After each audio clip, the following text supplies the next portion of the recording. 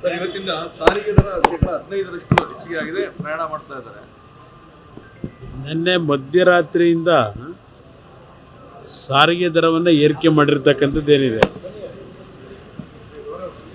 ಇದು ಇವತ್ತಿನ ಒಂದು ಪ್ರಕರಣ. ಅದು ಈ ಸರ್ಕಾರ ಚುನಾವಣೆ ಪೂರ್ವದಲ್ಲಿ ರಾಜ್ಯದ ಈಗಿನ ಮುಖ್ಯಮಂತ್ರಿಗಳು ಮತ್ತು ಕಾಂಗ್ರೆಸ್ ಪಕ್ಷದ ಅಧ್ಯಕ್ಷರು ಇಬ್ಬರು ಒಂದು ಸಹಿಯನ್ನು ಒಳಗೊಂಡಂಥ ಗ್ಯಾರಂಟಿ ಪತ್ರ ಅಂತ ಹೇಳಿ ಪ್ರತಿ ಮನೆಗೆ ಹಂಚಿಸಿ ಮತ ಪಡೆದಿರ್ತಕ್ಕಂಥದ್ದು ಈ ಒಂದು ಕಾಂಗ್ರೆಸ್ನ ನಡವಳಿಕೆ ನಮ್ಮ ಮುಂದೆ ಏನಿದೆ.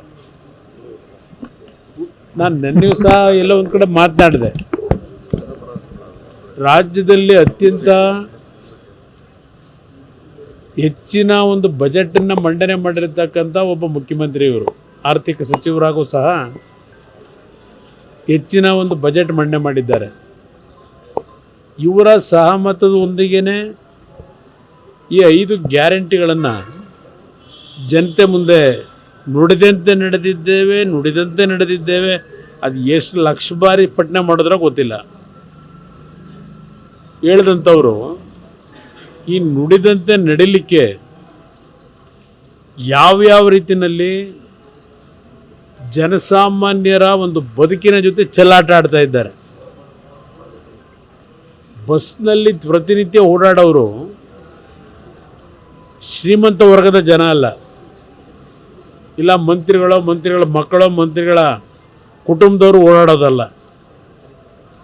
ಬಸ್ಗಳಲ್ಲಿ ಪ್ರತಿನಿತ್ಯ ಪ್ರಯಾಣ ಮಾಡೋರು, ಕೂಲಿ ಕಾರ್ಮಿಕರು, ರೈತರು, ಶ್ರಮಜೀವಿಗಳು ಇವತ್ತು ಬಸ್ನಲ್ಲಿ ಪ್ರಯಾಣ ಮಾಡ್ತಾರೆ.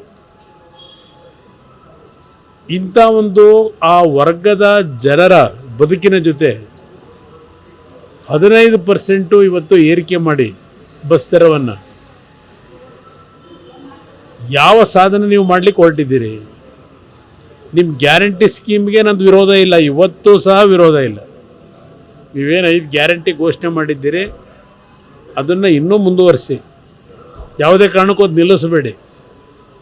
ಏಕೆಂದರೆ ಒಂದು ವರ್ಗದ ಜನ ಅದರಿಂದ ಏನೋ ಒಂದು ಒಳ್ಳೆಯ ಅನುಕೂಲಗಳಾಗಿದೆ ಅಂತಕ್ಕಂಥದ್ದನ್ನು ಹೇಳೋರು ಇದ್ದಾರೆ.